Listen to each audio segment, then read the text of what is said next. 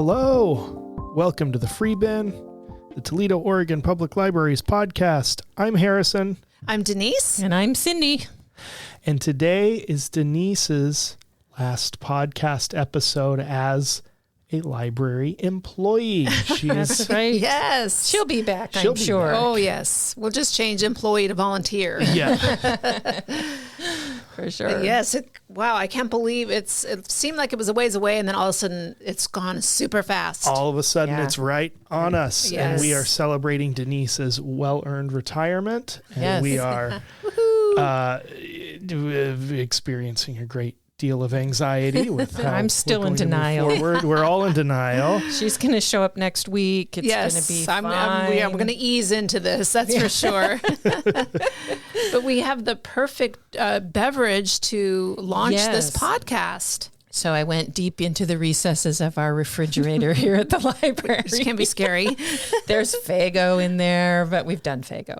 This is something I am assuming that we picked up and just stuck in the fridge, but it's Trader Joe's Something Spritzy, a sparkling festive beverage. It's right up my alley. Yes, for celebrations. It has grapefruit, cranberry, and orange juice from concentrate and aromatic bitter flavors. I was in at Spritzy. I love it. Doesn't aromatic mean you smell them? How can it be a flavor if you smell it? I don't understand. It's retronasal taste and smell are the same They're thing. tied together So it's pretty probably, closely. yeah. Okay. So if I smell it, I'll taste it, right? If you smell it, you'll taste it. Okay. It also has a little thing on the back. And since we are going to propose a toast to Denyse on her last official podcast, we're going to use this. I'm going to read it. It's a mocktail with buoyant blend of bubbles, festive fruit juice, concentrates, and bitter flavors. It's Something Spritzy, and it's from Trader Joe's. And I love the can. The can is super pretty. It is. It's a mango colored with flowers on it. Okay. It just screams celebration, that's for sure. Oh, and it's red. It's very. I expected orange. I'm sorry. Yeah. It's like they fooled me with their can color. Oh, You want yes. your bubbles to be buoyant, like it says. If the bubbles sink, then something's off. Yeah. Well, I'm really hoping it's still good because it's probably been in there since Christmas. So Ooh, yeah. It smells like Christmas. good. Ooh. All right. So, Denyse, here's to you. Oh, Thank you for Denyse. welcoming me into the fold as a new hire in October and enveloping me in your whole personality. I love it. Oh. It's been great to work with you. well, ditto back to you. And not only did I gain a colleague, I gained a good friend. So That's right. That's you. right. So, Thank you for setting a high bar for public Absolutely. programming and for children's programs and services. yes. It's been It's amazing. been my honor, and thank you for your friendship and your leadership. And it's truly a magical place to work in a library. I highly suggest it for any of you out there listening.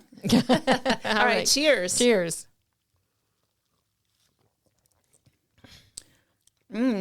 Cranberry-ish. Yeah, it's sour. Yeah, I It like is. it. It's refreshing. It's a little bit it's cranberry and it's a little bit Vicks Vapo Rub in there too. Now that you say it, now I'm getting right. it. And Yes. a little fine with it. mentholy. Yes. It's a little Halls Yes. cough droppy. I like it. I'm not saying No, that is right. a bad thing, Little but it's pine in there or something. there's some menthol in Yes, you're right. You're right. I like the when I first taste it, but the aftertaste is not my favorite. Right. I think that's where the bitter comes in. It's like, and then it hits kind of you. ends on that. Yeah. there. You know, Danny Trejo has a line of non-alcoholic spirits. Oh. It's becoming quite a big thing. He's got non-alcoholic whiskey and non-alcoholic tequila. Oh, interesting. Wow. It's like $30 a bottle. I'm not advertising for Danny Trejo. I'm just stating the fact that I found out Danny Trejo sells non-alcoholic spirits. So Tom Holland sells non-alcoholic beer Really? Wow. because, and it's really interesting because he's a recovering alcoholic, Okay. and so he started a company. It's good to know what's out there. So I'm going to share something real quick, and then we're going to get into the meat of our podcast. But I wanted to let everybody know that Free Comic Book Day is coming up May 3rd from 10 to 5. This is while supplies last. You can come in and get 2 comic books of your choice. We have a selection of about 12. Some are all for kids, some are for young adults, some are for adults. And so you can come in and pick up 2 comic books while supplies last.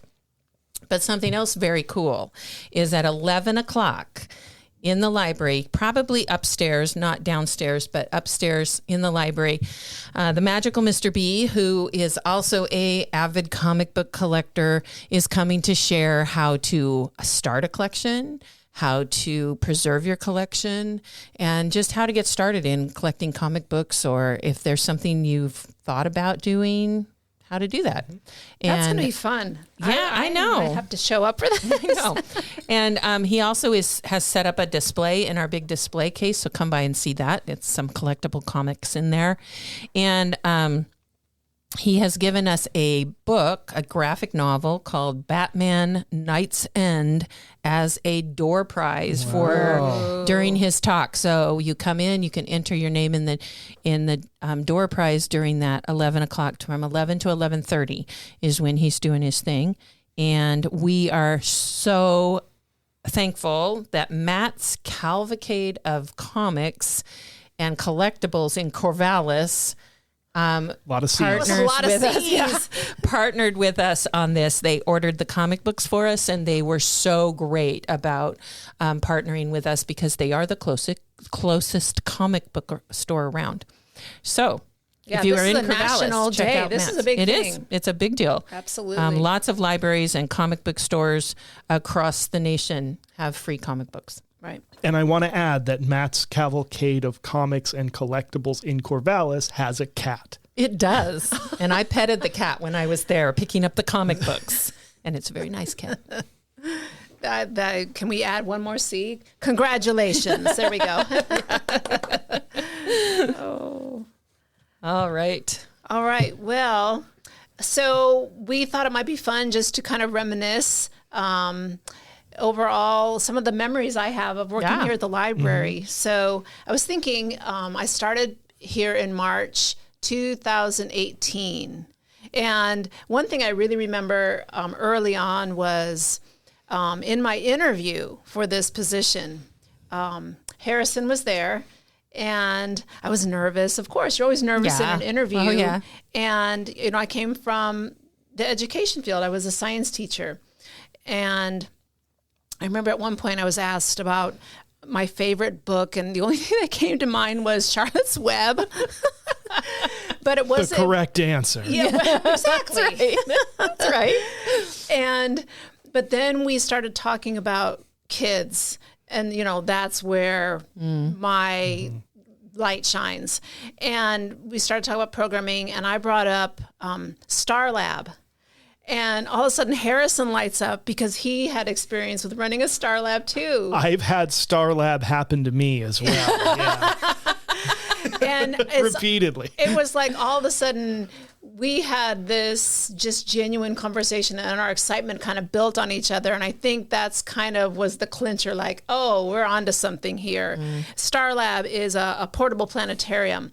So once I got hired, what did I do?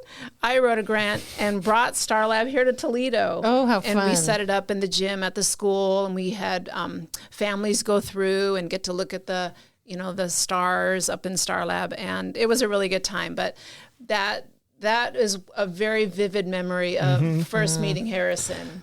And I'll say for the Star Lab inflatable planetarium, portable is a strong word. It's more portable than a building, but... Yeah, and when you become the expert and everyone figures, they know what they're doing, it's a lot of work. Yeah. Well worth it, but yeah. Yeah, I was a museum science educator. Denyse has a lot of experience as a science teacher in a school environment. So yeah, I have a Star Lab memory from when I was at the museum that I used to work at, because we would do a few shows a day on weekends, like first weekend of the month was Star Lab weekend. And so we would leave it running between shows, but somehow there was like a potluck and there was a gallon of potato salad in the fridge left over from this potluck, and the Star Lab was running. And there was one day that I had lunch and there were some volunteers and interns around. We were just like, who wants to sit in the Star Lab and eat potato salad? So we just sat in the roaring, it's fan powered, so it's incredibly loud inside the Star Lab. So we're just looking at the little fake stars just passing around a bucket of potato salad. Well, and another thing, when you're in Star Lab, even a whisper can be heard. So I'm wondering if you could like hear each other chewing. Oh, yeah, it was the gross. Spoon hitting it. Star Lab weekend. Yes, every year I had a whole unit with my students, but it was so fun to bring it here to town and share it with our city, and we had a good time with that. Also looking back, some of the early years, Harry Potter was really big, still very big, but I remember specifically planning an interactive Harry Potter movie night, and everyone who signed up came. First of all, I had the downstairs room all decorated, and it was like Hufflepuff and all the different houses, and you sat where you wanted. And when you came, everyone received a bag. And then during the movie, when certain things would happen, you would get something out of the bag and like throw a paper airplane or something. And fun. There was one part of the movie, I can't even remember what it was, but I dressed up like I don't even know what it was. It was some kind of monster or something. Dementor? Yes, I think I was. Dementor? I was running around and people were spraying me. And I look back, I'm like, oh my goodness. And I missed that. That was a lot of fun. Kind of on the heels of that, a prior year, a couple years after that, we did a Harry Potter scavenger hunt around town. Oh, so fun. And we decorated the downstairs, and I had a lot of help with this for the decorations. We have some people in town that love Harry Potter and collect. So we had downstairs just filled with all sorts of wands and the book and just lovely, lovely decorations. But you signed up and we sent the teams out. I had written this whole scavenger hunt, and I had people in town at certain stations. And when you would reach a certain part, then it was like a little rhyme, and it would take you to the train museum. And then you would have to answer a Harry Potter related question. And if you answered it correctly, you got the clue to the next spot. And it was, I think I had like 12 stops, and I had some people going in 1 through 10 order and some people going the opposite. So people were all around town. And because it was Harry Potter, a lot of people came all dressed up. And when they got back to the library, I had partnered with the pool, and there was a pool party.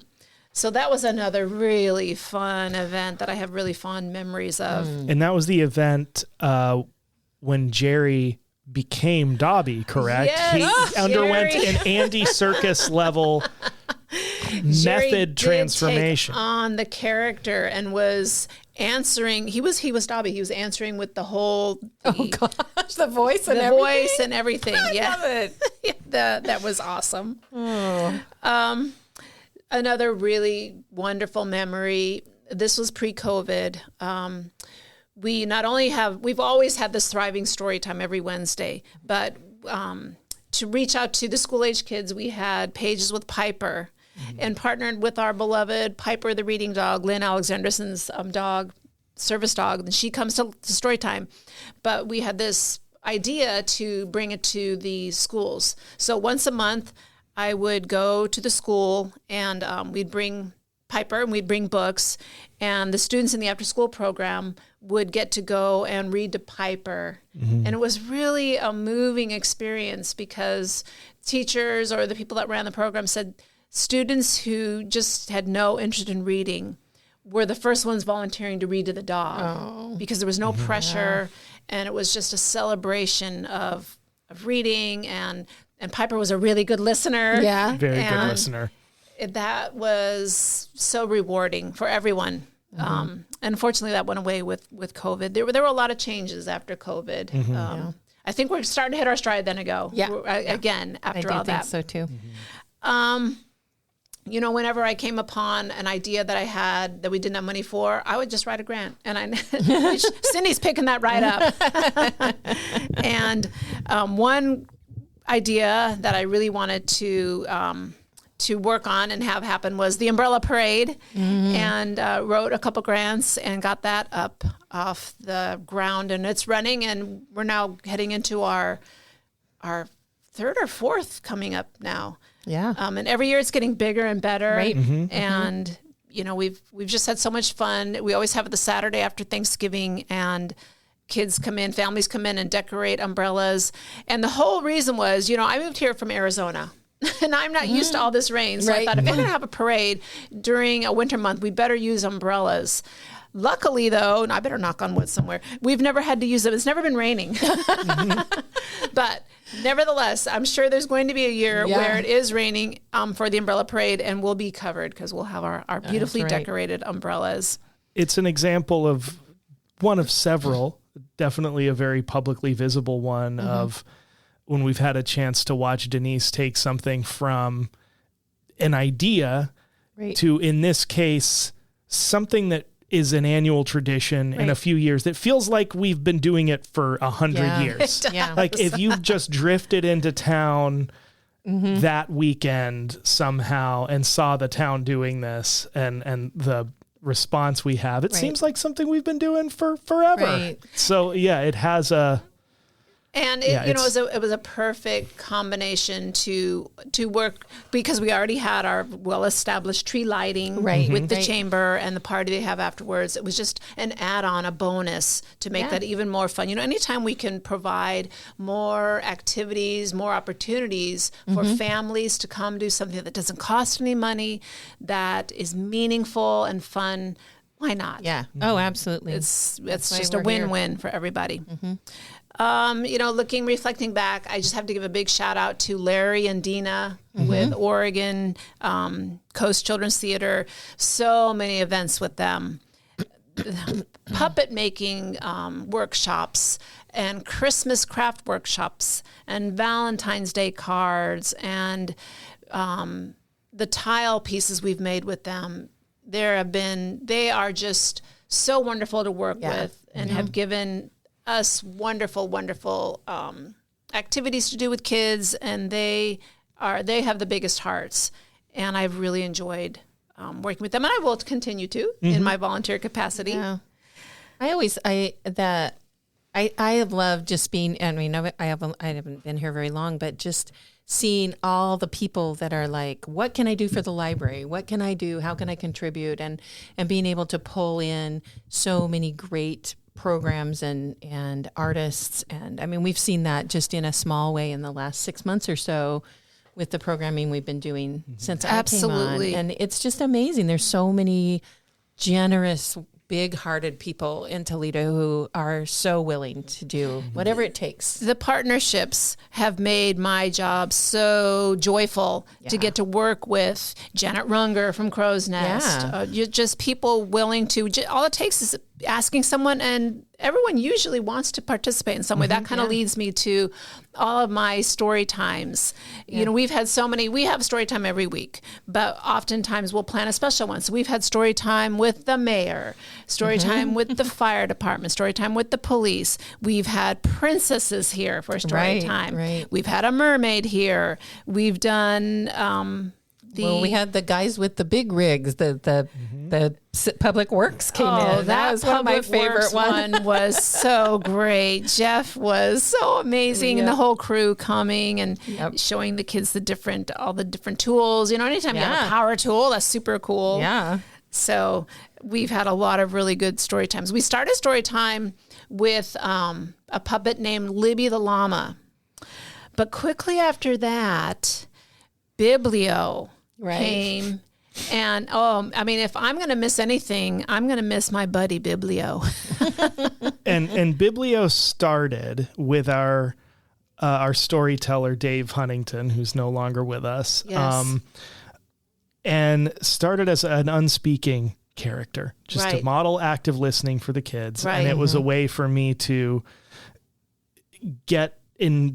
stay in and get some floor time with the programming, be an extra adult on site to kind of help.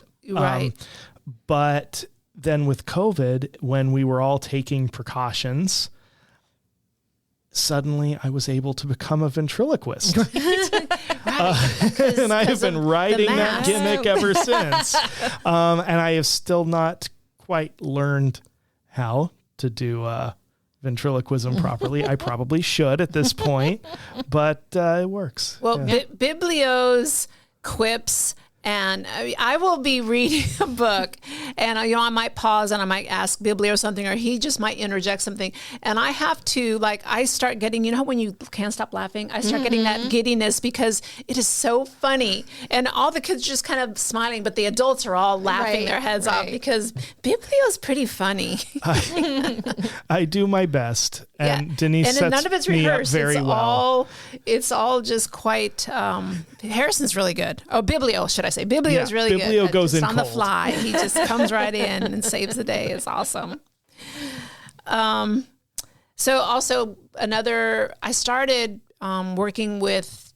So of course I have all my Storytime kids and great relationships with my Storytime families, and then it's always trying to find ways to connect with the tweens and the teens. Right. So my first years, I had something called Chapters and Challenges, and I would pick just a random book to read with kids, and they would do independent reading. And then when they would come in, we would pick some type of a challenge. There was a lot of STEM. We made a lot of catapults, and there were a lot of races with all sorts of marble things.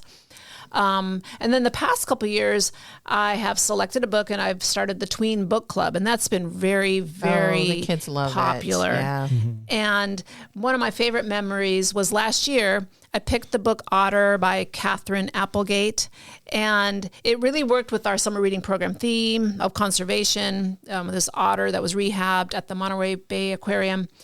And so I reached out to Catherine Applegate to tell her, hey, we've selected your book. And I immediately heard back from the publisher, thank you very much. Catherine Aplegate's very busy, but we appreciate hearing from you. Like 2 weeks Nobody sees Catherine Applegate. The gauntlet was lowered. A couple weeks later, I come to work and I open my email, and there's an email from Catherine Applegate. I'm like, oh, is this really her?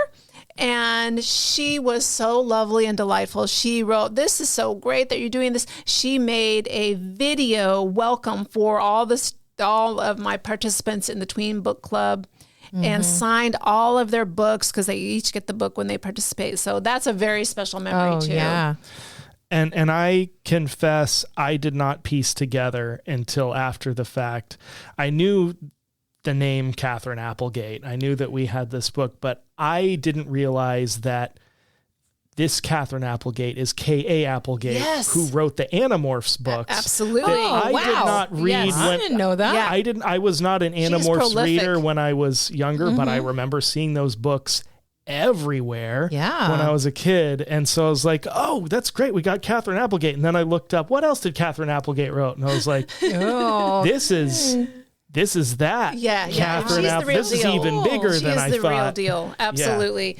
Yeah. The previous year, what was cool was we read Alien Blastoff, and that author, he grew up in Newport. Oh, wow. So I reached out to him, and at our last event with the kids from the Tween Book Club, he wasn't there in person, but he came in via, not Skype, Zoom, thank you.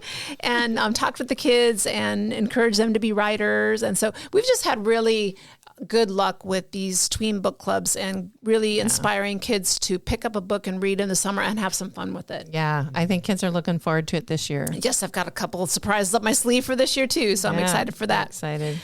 Summer reading has always been a blast. It goes by super fast because there's so much going on.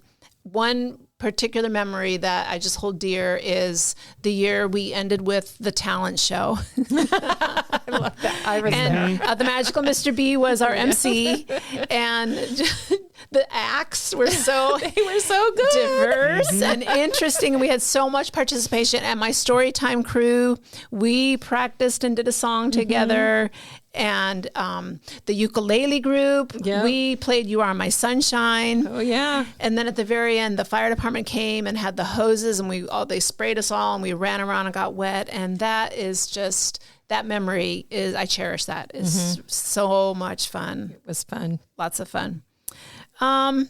things like events where we've had Smokey Bear here have always been fun. And then I just have to give a big shout out to this past Saturday. We had the most amazing, thank you, Cindy, the most amazing garden swap and share day. How many did we have here, Cindy? We think between about 180 and 200, maybe more. We're trying to figure out the most accurate way to count, but we at least know we had 180 people come through. We had a lot of people that typically don't come to the library. We made lots of great connections. Everyone just loved the tiny art show. Yes, tiny art. That to me, I'm just so excited about that. I think.